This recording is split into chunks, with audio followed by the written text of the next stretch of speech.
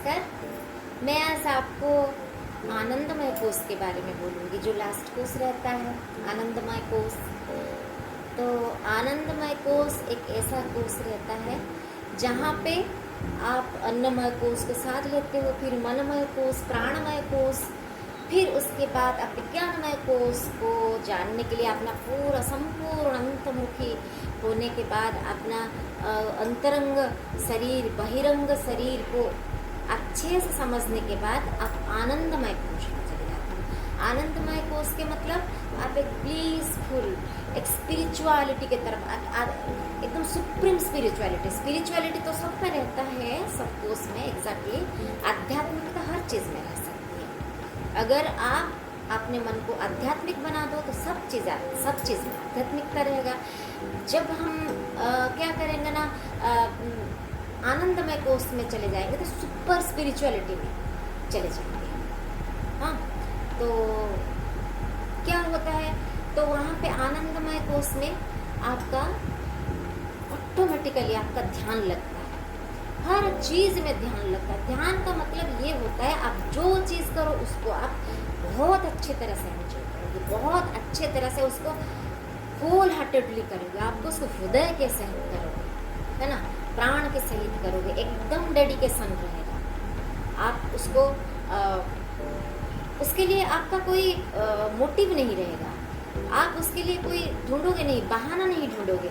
आप इसको इसीलिए करोगे कि आपको आनंद मिलता है, आप इसीलिए करोगे कि आपको उसको जगत में कल्याण करना है, आत्मा कल्याण करना है। यही है आनंदमय कोष।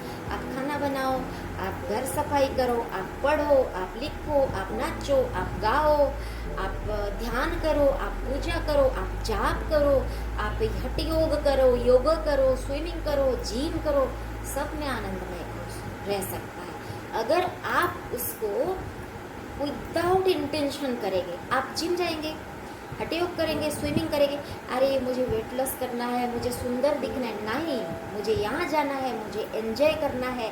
आपने अन्नमय, एक बात बताओ ना, आप कोई भी चीज़ कर लो ना, उसमें आप 5 कोष तक चले जा सकते हो, एकदम चले जा सकते हो।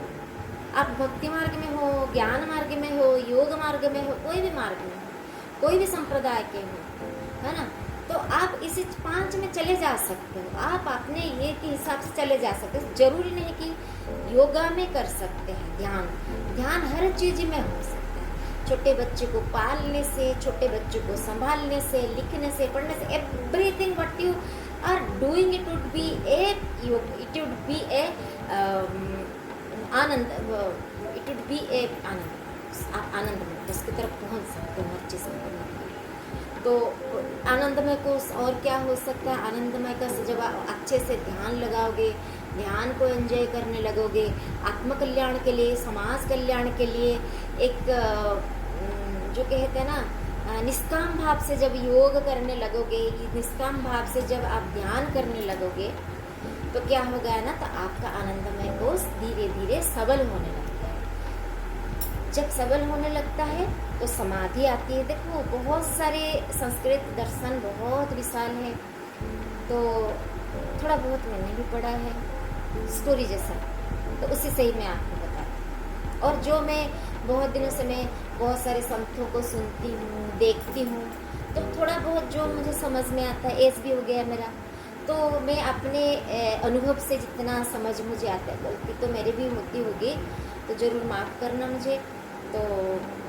तो उसी से ही मुझे समझ आता है, जो कोई मैं आपको बोलती हूँ। देखो, पहले जो बहुत बड़ा मतलब बहुत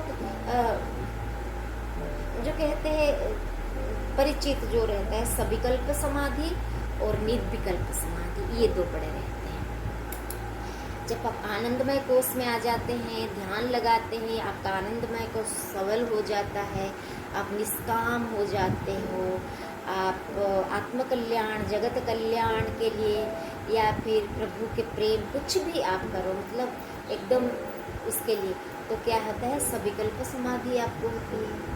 इससे बड़ा निर्विकल्प समाधि भी आप जा सकते हो। तो ये रहता है। देखो, कोई कहते हैं ना, ध्यान लगा के पूजा करते करते वहीं से उनका प्राण वायु चला जाता है, या फिर वहीं से उन्होंने सविकल्प समाधि ले लिया। अपने अंदर ही पंच तत्व को उन्होंने थाम लिया।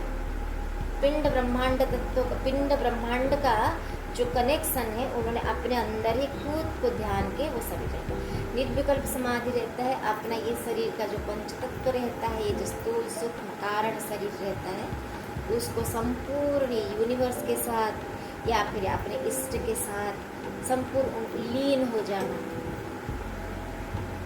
ऐसे बहुत सारे कबीर जी हैं और बहुत सारे संत ऐसे अभी भी बने पड़े हैं।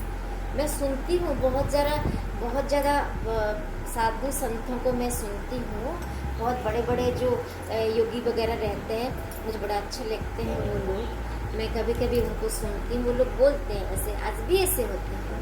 चाहे आप सिख कहो, मुस्लिम कहो, आप सनातनी कहो, कोई भी कहो। जैसे कबीर जी हो गए, फिर ऐसे हमारा जो श्री खिरचड़ा गोपीनाथ मंदिर है, वहाँ पे जो एक पुजारी थे और वो सामानंद महाप्रभु के एक ये थे, गुरु परंपरा के थे।